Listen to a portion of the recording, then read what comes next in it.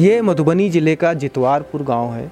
यहाँ पे घुसते ही आपको तरह तरह की तस्वीरें, जो पेंटिंग्स हैं, चर्चित पेंटिंग्स हैं, जो कि देश विदेश में काफ़ी मशहूर रही हैं, आपको देखने को मिलेंगी। जैसे कि ये आप पेंटिंग्स देख सकते हैं, ये गांव भर में हर जगह पे आपको बनती हुई दिखेंगी। इन्हें मधुबनी कला पेंटिंग्स कहा जाता है, जो कि यहाँ की विशेषता है। इस गांव से 3 पद्मश्री अवार्डी, पता नहीं कितने नेशनल अवार्डी, राज्य पुरस्कार विजेता सारे निकलते रहे हैं। और हम पहुँचे हैं यहाँ पे बिहार की बाजी में, ये जानने कि इस गांव के क्या हाल हैं, यहाँ के जो लोग हैं वो इन चुनावों में क्या सोचते हैं, उनकी अपेक्षाएं कितनी हैं। तो हमारे साथ हैं एक बुज़ुर्ग। दादा, आपका क्या नाम है? महादेव झा। अच्छा दादा, ये बताइए, ये जो पेंटिंग्स हैं इसके बारे में थोड़ा हमें डिटेल दीजिए कि कैसे बनाई जाती हैं, कब से बनाई जाती हैं? सबसे पहले मैंने तो माँ सीता देवी वही किए थे पेंटिंग, मिथिला पेंटिंग नीचा में। हालांकि माँ का पेंटिंग लिखा दिल्ली एयरपोर्ट पर नीचा में लिखे थे, सब स्नैका बोर्ड से वो सजाया गया है दिल्ली एयरपोर्ट पर। और राजीव गांधी या संजय गांधी मन एयरपोर्ट है, वहाँ भी बनी हुई है। ओखला में से आता था बोर्ड, वो लिखती थी और बोर्ड जाके वहाँ लगाई हुई है माँ के नाम से। प्रगति मैदान में भी माँ का बोर्ड है लगा हुआ। ये हमारे साथ कुछ महिलाएं हैं, बुजुर्ग महिलाएं हैं, जो अपने मन से, अपने सोच से पेंटिंग बना रही हैं। ये एक स्पेशल कागज़ है जो हैंडमेड कागज़ होता है। माता जी, आप बताइए, ये जो आप पेंटिंग बना रही हैं इसे क्या बोलते हैं? हम सब हैंडमेड पेपर कहै छियै, मिथिला पेंटिंग। अब ई मिथिला पेंटिंग कृष्ण राधा ई पेड़ के नीचे में बैसल छथि कृष्ण, आई भाग राधा बैसल छथि मटका नेने, तो कृष्ण राधा। कैसा लगता है जब बाहर से लोग आते हैं, आपके कला को जो लोग पसंद करते हैं, इस गांव में आते हैं, तो आपको कैसा लगता है? बहुत खुशी, हमरा सबके बड़ मोन आनंद रहैया। बाहर से आयल था बाबू भैया, हम पेंटिंग बनबै छी, हम लोग तक मिथिलामे गरीब छी, तखन तऽ बाबू भैया अबै छथि, खरीदै छथि, तऽ 2टा पाइ हमरो होइया, तो 2टा पाइसँ अपन आश्रम घर चलबै छी, बाल बच्चाके गुजर चलबै छी। एक दिन में आप कितने का आपकी जो है कमाई हो जाती है? मतलब कितनी पेंटिंग बना लेते हैं कि जिससे पैसा कितना मिलता है? आमदनी नहीं है, कुछ नहीं होगा।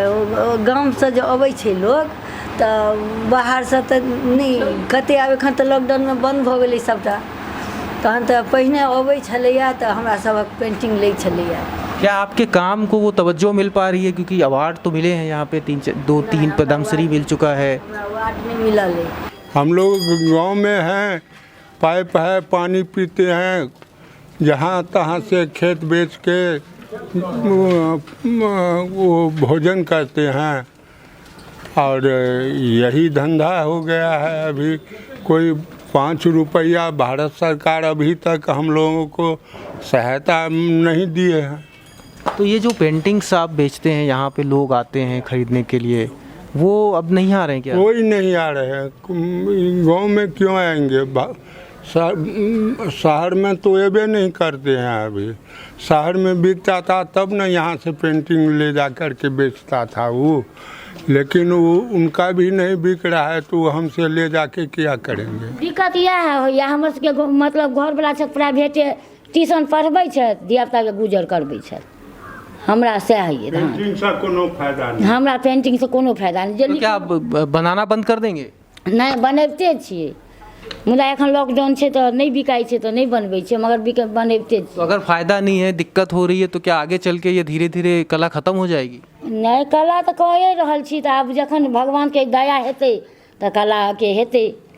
एखनो क्यों दैया क्यों नहीं दैया।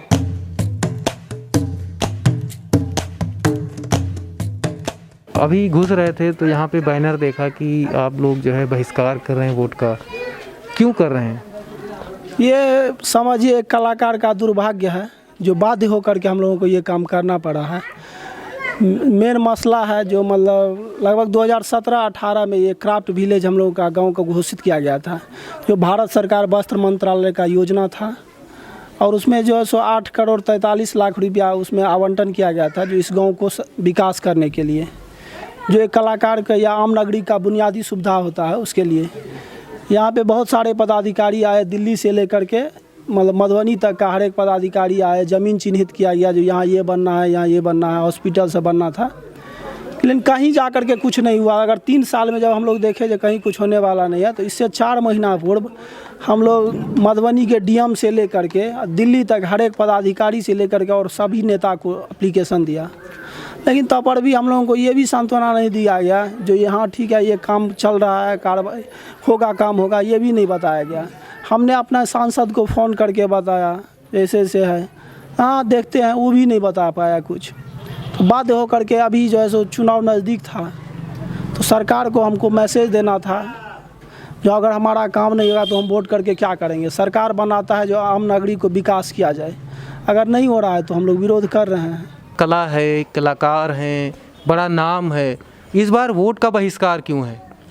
वोट का बहिष्कार है, ये देखते हैं गली कुची नीक बाजार पोखर झाकर सब कहाँ से सुंदरकरण होगा। 10 करोड़ रुपया दिए हैं सरकार, मगर कहाँ चला गया कौन था पता नहीं लग रहा है। किसने बोला था 10 करोड़ रुपए आएगा? सरकार डीएम भी बोले हुए थे, भारत सरकार दिए हुए थे।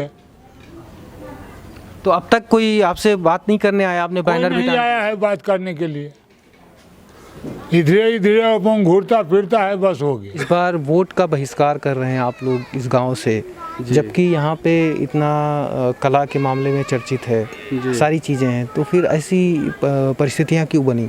ऐसी परिस्थितियाँ इसलिए बनी हैं क्योंकि कला ग्राम के मुद्दा लेके सभी ग्रामीण हम लोग जो है से एकत्रित होके 2 बार जो है से सेक्शन हो चुका है, कोई तरह का उस पर रिस्पांस नहीं, जिससे बड़ा बड़ा लीडर सब जो है सो उस पर कोई नहीं रिस्पांस ले। इसीलिए हम लोग जो चाह रहे हैं से वोट के लिए बहिष्कार किया जाए। हम लोगों का मेन मकसद यही है, सभी ग्राम में मिलकर। क्या मांगे क्या थी, किस चीज़ को लेके विरोध हो रहा है?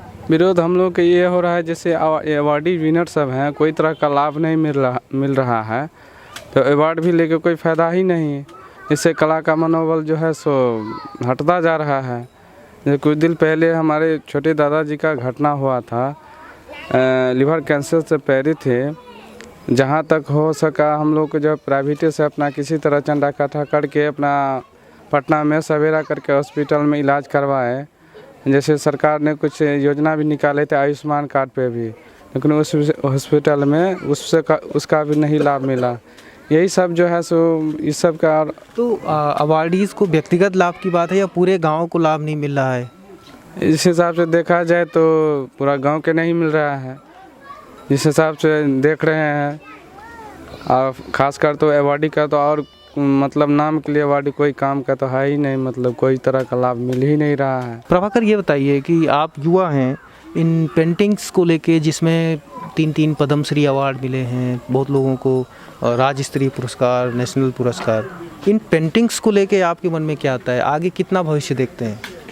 देखिए, जहाँ तक मेरा अपना व्यक्तिगत सोच है उसमें हमने ग्रेजुएशन किया है और बहुत तरह का हायर एजुकेशन भी प्राप्त किया मैंने, लेकिन जॉब वॉब भी किया, लेकिन अपना जो मेरा परंपरागत ये काम है उसको लेके हमेशा दिल में था कि अपने परंपरागत काम को लेके काम करें। तो हमने पेंटिंग को लेके अपना जीवन यापन स्टार्ट किया। पेंटिंग हमने माँ से, दादी से, दादाजी से, इन लोगों से सीखा। ये हम लोग का इनबॉर्न क्वालिटी है, जन्मजात गुण है। उसके बाद साथ साथ हम लोगों ने सबसे सीखा भी है। तो ये हम लोग को एक मोटिवेट करता है कि आप अपने जीवन में कोई भी चीज़ को दिखाने के लिए पेंटिंग का सहारा ले सकते हैं। जैसे कोई कलाकार गीत के माध्यम से अपने जीवन के तथ्यों को लोगों को दर्शाता है, हम कलाकार अपने जीवन के तथ्यों को पेंटिंग के माध्यम से दर्शाते हैं। तो ये हम लोगों को बहुत ही मोटिवेट करता है, एक जीविकोपार्जन का साधन है, तो हम लोग इसको लेके चलते हैं।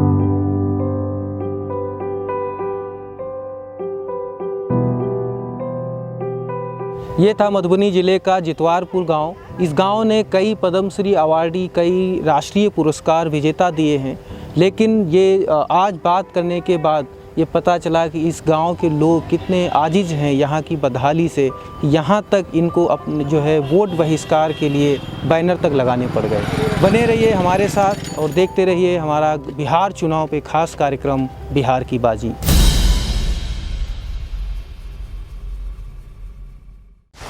डाउनलोड करें अमर उजाला ऐप और पाएं खबरें लगातार।